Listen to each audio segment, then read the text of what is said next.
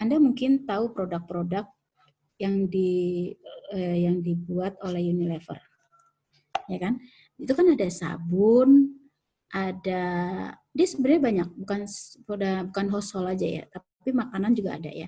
Jadi kayak sabun, terus yang termasuk golongan sabun, yang termasuk golongan pembersih ya, yang termasuk dengan golongan apalagi tuh makanan, juga ada juga golongan seperti ini.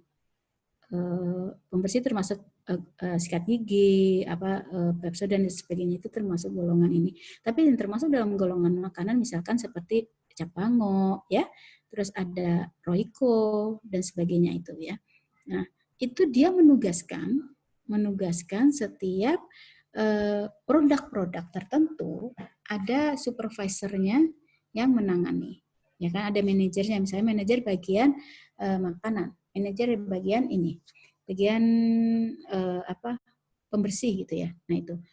Nah mereka itu mempunyai satu ini dari departemen, masing-masing departemen itu mempunyai bawahan-bawahan untuk memarketingkan produk-produk tersebut. Makanya dia punya SPG ya, SPG yang diterjunkan ke mereka untuk melonsing produknya mereka. Nah, tapi sekarang ini karena kondisi pandemi ini, maka tidak mungkin dia. Itu pun juga mereka menggunakan ini outsourcing. Nah, itu termasuk di dalam variable cost, ya kan? Variable cost. Karena apa? Karena tidak semuanya, tidak itu bukan menjadikan satu biaya yang pasti, ya kan? Karena outsourcing itu bisa jadi dipakai, bisa juga tidak gitu kan, untuk mempromosikan produk tersebut. Nah, pada saat ini, pandemi ini, apa yang mereka lakukan? Yaitu dengan menggunakan aplikasi, ya, aplikasi yang dia gunakan seperti begini. Mungkin pernah lihat di TV ya, beli produk Unilever akan kami antar sebesar 250.000 gitu misalkan di tempat-tempat Anda di mana Anda berada gitu kan. Nah, nanti mereka di situ menggunakan distributor yang ada, atau bisa jadi menggunakan seperti Alfamart, Indomaret lah, Alfamart lah, apalah yang berhubungan dengan Mart lah gitu. Nah itu, seperti itu, toko-toko kecil itu diberdayakan sama dia. Dan tidak hanya untuk langsung direct ke customer, tapi dia juga memberlakukan hal tersebut kepada penjualnya, kepada pedagang-pedagang ya, pedagang-pedagang yang menjual barang-barang tersebut. Misalkan di pasar ya, di pasar tradisional, atau kita nggak bicara pasar ini dulu ya, pasar tradisional. Pasar tradisional itu mereka datang, supervisornya itu datang dan memberikan pola aplikasi yang mereka buat saat ini. Jadi aplikasinya itu, Ibu nanti kalau barangnya Ibu sudah habis, Ibu klik yang ini, tapi otomatis dia harus mengupload dulu aplikasinya. Ya, mereka mengupload aplikasi, lalu mereka masukkan nama barang-barang tersebut, dan mereka masukkan akun ininya dia dulu kan ya, akun pedagangnya ya, misalkan Rizky ini apalah gitu ya, kelontong gitu misalkan, itu apalah barang-barang itu ya, terus namanya siapa gitu, harus dia isi. Nah, isi semua produk-produk itu di ini ada di situ semuanya. Nah, nanti dia contreng, ini barang ini sudah habis, barang ini sudah habis. Nah, mereka kirim by courier, nanti mereka kirim by courier ke tokonya masing-masing. Bagaimana dengan direct ke customer? Nah, dari customer gitu, gunakanlah aplikasi. Beda lagi dia tuhnya. Jadi dia punya langsung menggunakan aplikasi itu, langsung mengorder di situ. Ya seperti ada kayak model-model Shopee apa segala macam lah, kayak gitu-gitulah. Kayak gitu. Nah, itu jadi yang namanya penggunaan biaya-biaya promosi seperti tadi ya, penggunaan SPG dan sebagainya udah nggak ada lagi. Nah itulah termasuk di dalam variable cost, biaya yang sewaktu-waktu bisa berubah. Nah hal-hal seperti itu pembuatan budgetnya itu memang tidak akan fluktuasi gitu kan, kadang bisa naik kadang bisa turun seperti itu, dan realisasinya nanti dilihat ke depannya apakah perusahaan masih membutuhkan outsourcing seperti ini. Rasanya sudah tidak lagi kan ya untuk kondisi seperti ini.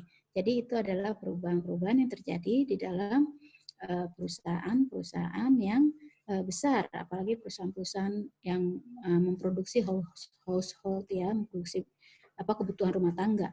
Itu sangat berdampak sekali. Mereka harus langsung merubah sistem mereka dengan penggunaan teknologi, media-media gitu, seperti itu. Nah, itulah salah satu contoh daripada perusahaan yang besar yang langsung bisa merubah. Bagaimana kalau perusahaan kecil?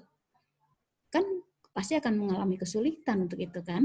Nah, itu yang dihadapi oleh perusahaan-perusahaan kecil yang otomatis mereka biasanya langsung drop.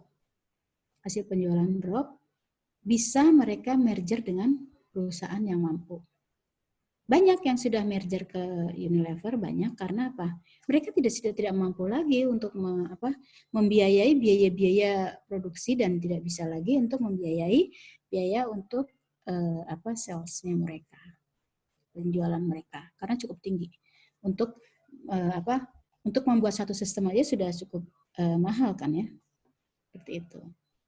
Nah, sekarang yang lagi baik pertumbuhan ekonominya adalah farmasi ya, obat-obatan. Karena banyak pengguna daripada saat ini banyak orang menggunakan seperti seperti virus ini. Jadinya kan biaya untuk kesehatannya dia ditambah ya. Terus ininya ya, sedangkan pabrik obatnya dia menambah keuntungan yang cukup tinggi. Ya seperti Kimia Farma ya kan, ada ini ya, ada vitamin-vitamin yang dia buat, multivitamin dan sebagainya untuk menambah stamina, menjaga kesehatan. Mereka butuh itu sekarang. Gitu. Jadi itu yang sedang baik pertumbuhannya saat ini ya. Sementara produk-produk makanan masih tetap dalam kondisi yang baik juga, cuman yaitu polanya sudah dirubah. Pola penjualannya sudah dirubah. Seperti itu. Oke, ada yang ingin menyampaikan satu hal di sekitar rumah, boleh. Artinya gini loh, ada perubahan satu perusahaan atau ada perubahan ini, boleh silakan kita sharing sama-sama. Izin bertanya, Bu. Iya, silakan. Saya ingin bertanya, apa sih tolak ukur keberhasilan organisasi? Apakah hanya dilihat berdasarkan profit atau ada faktor lain gitu, Bu, yang mempengaruhi? Oke, Kamila. Terima kasih, Kamila. Kalau menurut Ibu ya, tidak hanya sekedar profit. Profit itu memang iya, profit oriented memang itu adalah tujuan utama dari perusahaan, tapi tidak hanya sekedar profit. Jadi kita melihat keberlangsungan sistem di dalam suatu perusahaan itu, apakah dia mensecure untuk karyawannya dan seluruh pekerjaan di dalamnya, apakah sudah cukup puas untuk bekerja di situ. Nah, itu kebanggaan dari seorang karyawan adalah penghargaan yang tertinggi dari perusahaan itu, ya kan? Manakala dia mendapatkan satu penghargaan, artinya bukan penghargaan, cuma ya maksudnya dengan kondisi ini ya, gaji yang cukup, ya kesejahteraan yang cukup, nah itu sudah merupakan suatu penghargaan yang tertinggi buat karyawannya. Jadi tidak hanya keberhasilan, otomatis pasti profit oriented sudah pasti ya, tapi tidak hanya sekedar itu.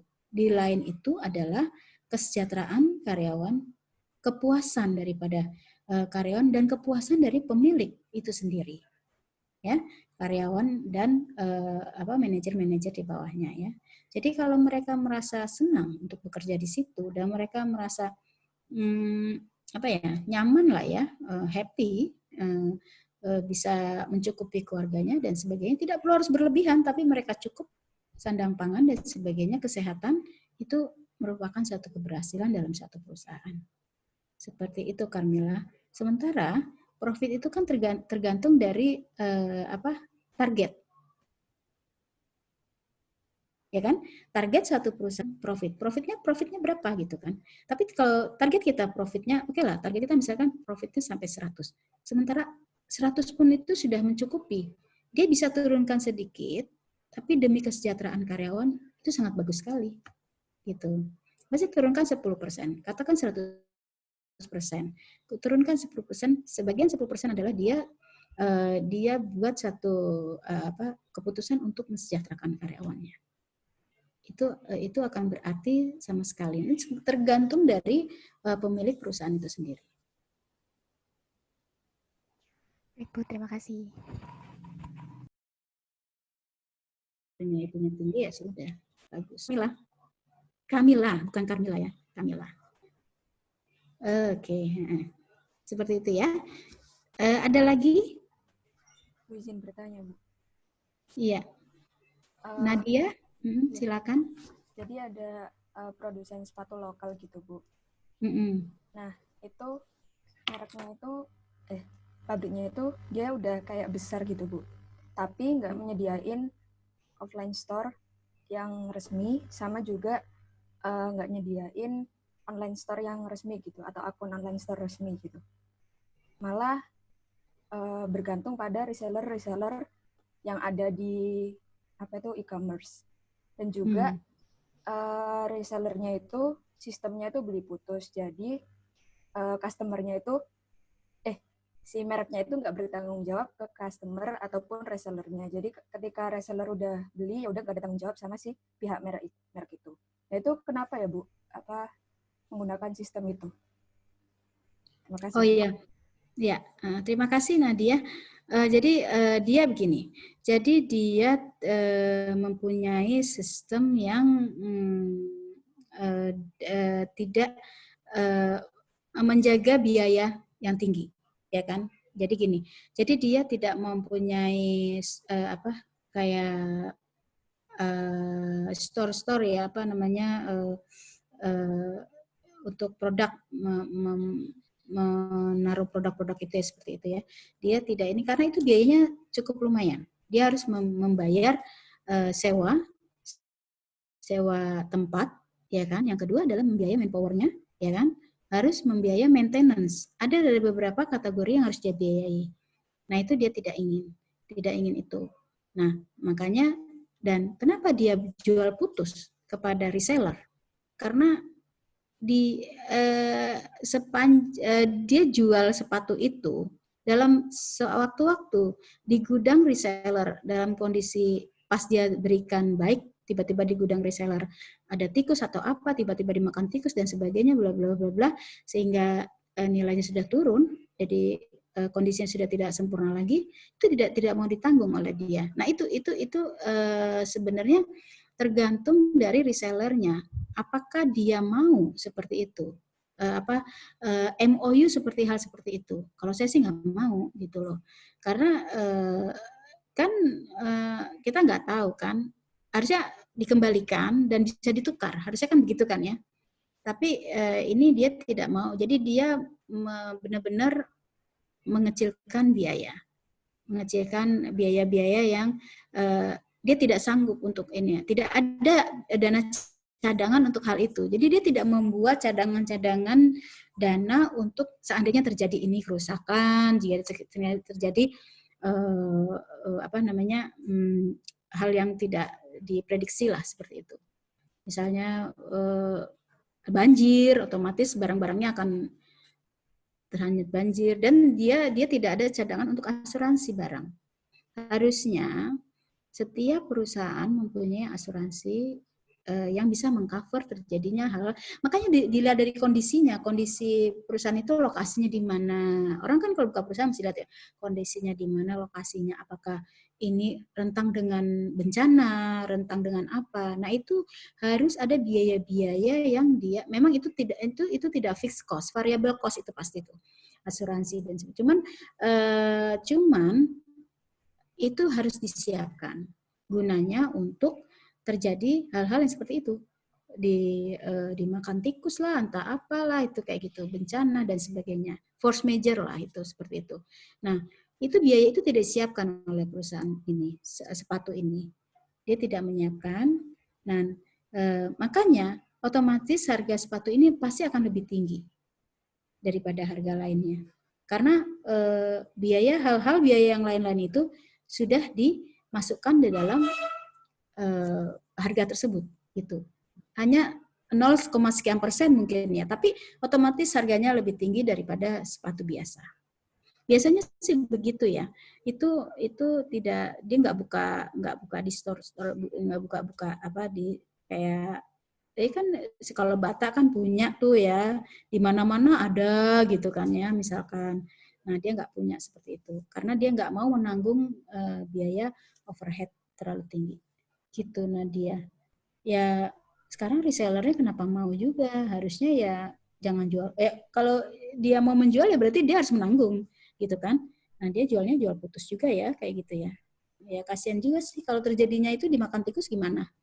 Kalau terjadinya banjir gimana, gitu kan?